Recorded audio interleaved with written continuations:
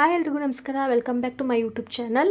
ನಾನಿವತ್ತು IDBI ಬ್ಯಾಂಕಲ್ಲಿ JAM ಅಂದರೆ ಜೂನಿಯರ್ ಅಸಿಸ್ಟೆಂಟ್ ಮ್ಯಾನೇಜರ್ ಪೋಸ್ಟ್ಗೆ ಅಪ್ಲಿಕೇಶನ್ ಹಾಕೋದು ಹೇಗೆ ಅಂತೇಳಿ ತೋರಿಸ್ಕೊಡ್ತಾ ಇದ್ದೀನಿ. ಸೊ ನೀವು ನೋಡ್ತಾ ಇರ್ಬೋದು, ಜೂನಿಯರ್ ಅಸಿಸ್ಟೆಂಟ್ ಮ್ಯಾನೇಜರ್ ಪೋಸ್ಟ್ಗೆ 650 ವೇಕೆನ್ಸೀಸ್ ಇದೆ ಅಂತ ಹೇಳಿದ್ದಾರೆ. ಹಾಗೆಯೇ ಮಾರ್ಚ್ 1 ಅಪ್ಲಿಕೇಶನ್ ಪ್ರಾಸೆಸ್ ಆನ್ಲೈನಲ್ಲಿ ಅಪ್ಲಿಕೇಶನ್ ಪ್ರಾಸೆಸ್ ಸ್ಟಾರ್ಟ್ ಆಗ್ತಿದೆ. ಮಾರ್ಚ್ 12 ಲಾಸ್ಟ್ ಡೇಟ್ ಅಂತ ಕೂಡ ಹೇಳ್ತಾ ಇದ್ದಾರೆ. ನಿಮ್ಗೆ ಯಾರಿಗಾದ್ರೂ ಇಂಟ್ರೆಸ್ಟ್ ಇದೆ ಹೋಗಿ ಅಪ್ಲಿಕೇಶನ್ನ ಹಾಕ್ಕೊಳ್ಳಿ. ಹಾಗೆಯೇ ಇದು IDBI ಬ್ಯಾಂಕ್ನ ಒಂದು ಅಫಿಷಿಯಲ್ ವೆಬ್ಸೈಟಲ್ಲಿ ನೀವು ಆನ್ಲೈನಿಂದ ಅರ್ಜಿ ಹಾಕಬೇಕಾಗತ್ತೆ. ಸೊ ಏನು ವೇಕೆನ್ಸಿ ಬಂದು 650 ವೇಕೆನ್ಸೀಸ್ ಇದೆ. ಹಾಗೆ 6 lakh CTC ಕೂಡ ಇದೆ ಅಂತ ಹೇಳ್ತಾ ಇದ್ದಾರೆ. ಜೂನಿಯರ್ ಅಸಿಸ್ಟೆಂಟ್ ಮ್ಯಾನೇಜರ್ ಪೋಸ್ಟ್ಗೆ 6 lakh CTC ಇದೆ. ಸೊ ನೆಕ್ಸ್ಟು ಏನೆಲ್ಲ ಎಲಿಜಿಬಿಲಿಟಿ ಕ್ರೈಟೀರಿಯಾ ಇದೆ ಅಂತ ಹೇಳಿ ತಿಳ್ಕೊಳ್ಳೋಣ ಬನ್ನಿ. ನಿಮ್ಗೆ ಆಲ್ರೆಡಿ ಪೋಸ್ಟ್ ನೇಮ್ ಗೊತ್ತಾಗಿದೆ, ಜೂನಿಯರ್ ಅಸಿಸ್ಟೆಂಟ್ ಮ್ಯಾನೇಜರ್ ಅಂತ ಹೇಳಿ. ಇಲ್ಲಿ ಎಜುಕೇಷನ್ ಕ್ವಾಲಿಫಿಕೇಷನ್ ಬಂದು ಗ್ರ್ಯಾಜುಯೇಟ್ಸ್ ಆಗಿರಬೇಕು, ಇನ್ನು ರೆಕಗ್ನೈಸ್ಡ್ ಯೂನಿವರ್ಸಿಟಿ ಅಂತ ಹೇಳಿದ್ದಾರೆ. Age limit as on 1/3/2025 20 to 25 years age limit ಇರಬೇಕು ಅಂತ ಹೇಳಿದ್ದಾರೆ.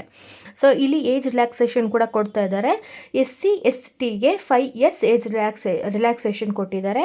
ಹಾಗೆಯೇ ನೆಕ್ಸ್ಟು OBC ಅವರಿಗೆ 3 years relaxation, PWD 10 years relaxation, ex service ಮ್ಯಾನ್ಗೆ 5 years ರಿಲ್ಯಾಕ್ಸೇಷನ್ ಕೂಡ ಕೊಟ್ಟಿದ್ದಾರೆ. ನೆಕ್ಸ್ಟು ಅಪ್ಲಿಕೇಶನ್ ಫೀಸ್ ಕೂಡ ನೀವು ಪೇ ಮಾಡಬೇಕಾಗತ್ತೆ. ಸೊ ಅದು ಏನು ಅಮೌಂಟ್ ಪೇ ಮಾಡಬೇಕಾಗುತ್ತೆ ಅಂತ ಅಂದರೆ SC ST ಅವರಿಗೆ 250 rupees ಅಪ್ಲಿಕೇಶನ್ ಫೀಸ್ನ ಪೇ ಮಾಡಬೇಕಾಗತ್ತೆ. ಹಾಗೆ ನೆಕ್ಸ್ಟು OBC ಮತ್ತು ಜನರಲ್ ಅವ್ರಿಗೆ EWS ಅವರಿಗೆ 1050 rupees ಅಪ್ಲಿಕೇಶನ್ನು ಪ್ಲಸ್ ಇಂಟಿಮೇಷನ್ ಚಾರ್ಜ್ ಅಂತ ಹೇಳಿ ಚಾರ್ಜ್ ಮಾಡ್ತದೆ. ಅಪ್ಲಿಕೇಶನ್ ಫೀಸ್ನ ಪೇ ಮಾಡಬೇಕಾಗತ್ತೆ, ನೀವು ಆನ್ಲೈನ್ ಮುಖಾಂತರನೇ ಪೇ ಮಾಡಬೇಕಾಗತ್ತೆ. ಸೊ ನೀವು ನೆಕ್ಸ್ಟು ಸೆಲೆಕ್ಷನ್ ಪ್ರಾಸೆಸ್ ಹೇಗಿರುತ್ತೆ ಅಂತ ಅಂದರೆ, ಆನ್ಲೈನ್ ರಿಟರ್ನ್ ಎಕ್ಸಾಮ್ ಇರುತ್ತೆ. ಆಬ್ಜೆಕ್ಟಿವ್ ಟೈಪಲ್ಲಿ ಆನ್ಲೈನ್ ರಿಟರ್ನ್ ಎಕ್ಸಾಮ್ ಇರುತ್ತೆ. ಒಂದು ಪರ್ಸ್ನಲ್ ಇಂಟರ್ವ್ಯೂ ಇರುತ್ತೆ, document verification and pre recruitment medical test ಇರುತ್ತೆ. ಇದಿಷ್ಟು ಇರುತ್ತೆ. ಆನ್ಲೈನಲ್ಲೇ ಎಕ್ಸಾಮ್ ಕಂಡಕ್ಟ್ ಮಾಡೋವಂಥದ್ದು. ಡೇಟ್ ಕೂಡ ಹೇಳ್ತೀನಿ, ನೆಕ್ಸ್ಟ್ ಹೇಳ್ತಾ ಹೋಗ್ತೀನಿ ನೋಡಿ. ಹಾಗೆಯೇ ಇದು ಎಕ್ಸಾಮ್ದು ಪ್ಯಾಟ್ರನ್ ಹೇಗಿರುತ್ತೆ ಅಂತ ಅಂದರೆ, ಲಾಜಿಕಲ್ ರೀಸನಿಂಗ್ ಮತ್ತು ಡಾಟಾ ಅನಾಲಿಸಿಸ್, ಇಂಟರ್ಪ್ರಿಟೇಷನ್ 60 questions ಇರುತ್ತೆ. 60 marksಗೆ 40 minutes ಡ್ಯೂರೇಷನ್ ಇರುತ್ತೆ. ಇಂಗ್ಲೀಷು ಇರುತ್ತೆ language, 40 questions 40 marks 20 minutes duration ಇರುತ್ತೆ. ನೆಕ್ಸ್ಟು ಕ್ವಾಂಟಿಟೇಟಿವ್ ಆ್ಯಪ್ಟಿಟ್ಯೂಡ್ ಇರುತ್ತೆ. 40 questions 40 marksಗೆ 35 minutes ಡ್ಯೂರೇಷನ್ ಇರುತ್ತೆ. General economy and banking awareness 60 marksಗೆ 60 questions ಮತ್ತು 25 minutes ಡ್ಯೂರೇಷನ್ ಇರುತ್ತೆ.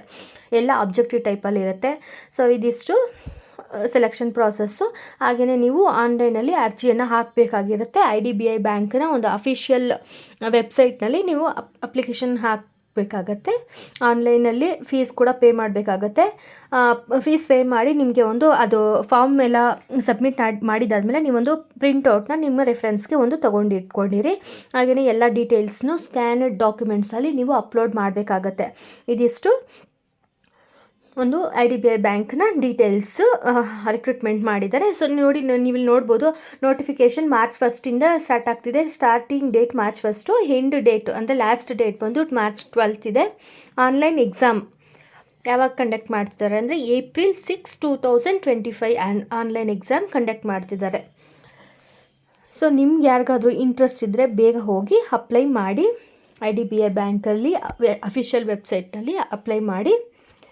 ವಿಡಿಯೋ ಇಷ್ಟ ಆಗಿದ್ದರೆ ಲೈಕ್ ಮಾಡಿ, ಕಮೆಂಟ್ ಮಾಡೋದನ್ನ ಮರಿ